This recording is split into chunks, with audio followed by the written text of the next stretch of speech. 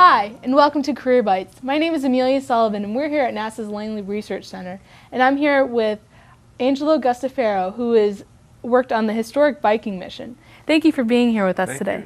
So tell us a little bit about what you did with the Viking. Well, I had three basic jobs.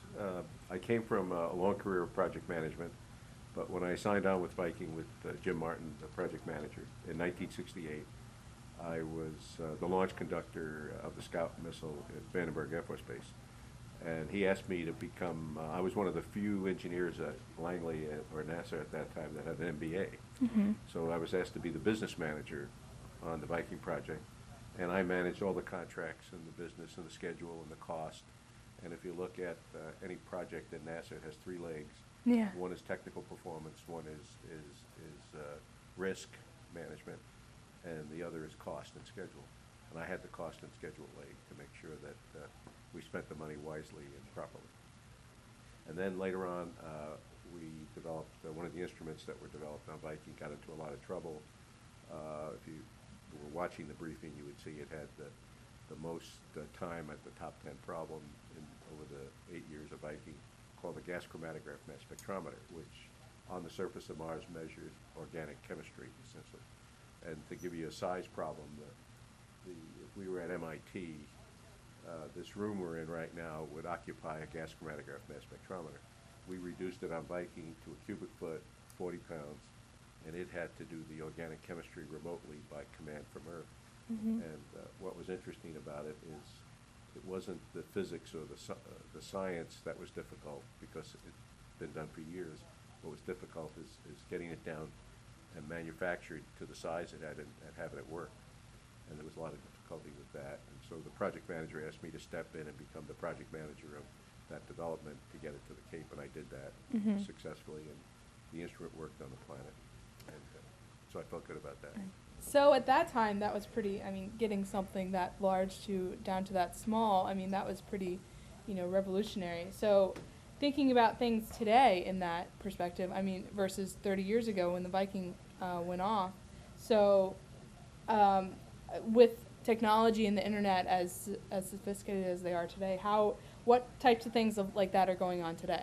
Well, there's lots of that going on, because it costs money to leave the Earth. So my business experience always comes into that. And every pound you could reduce to move an object or a science instrument or a human body, off the surface of the Earth takes energy. And if you could reduce that energy, you're constantly working on miniaturization. And so the technology of 30 years ago and the technology of today is profound in terms of what we could see, just the size of computers and what you could do.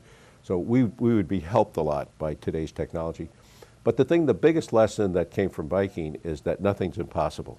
If you put your ingenuity to work, communicate, use the best skills of others, you could solve any problem with money. Yeah. So speaking of that, why do you think the Viking was so successful? I think it starts off with any successful project, and remember this for your audience later on, goes with the selection of people. People have to be motivated, they have to be committed to what they're doing, and thirdly, they have to have some technical skills in the area they've selected as their specialty. But it's the leader's job to make sure they pick the right people, give them the empowerment to carry out their task, and then couple with that the coaching and the guidance they'll need to be successful. And the second thing that we did on Viking that really hasn't been even talked about this morning, we had an alternate plan for everything, not only the landing sites, but on instrument development or physical characteristics.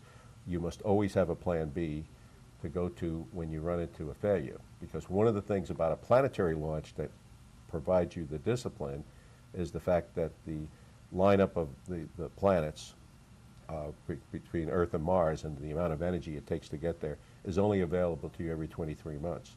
So that any miss of the launch date requires a 2-year slip, essentially, rather than a day slip.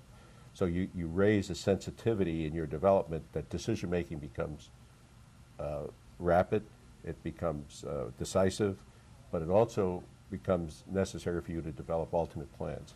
And I think that the greatest lesson we got out of Viking that carried on in heritage is developing the greatest way to reduce risk and be successful and meet the schedule is to always have an alternate way to get a problem solved. And think about it. You know, Apollo 13 is a great example of that. Everybody thinks it made a wonderful, exciting movie, but the success of that mission was based on the fact that they anticipated having a problem like that and had Yeah. a backup plan to put into place on a life support system.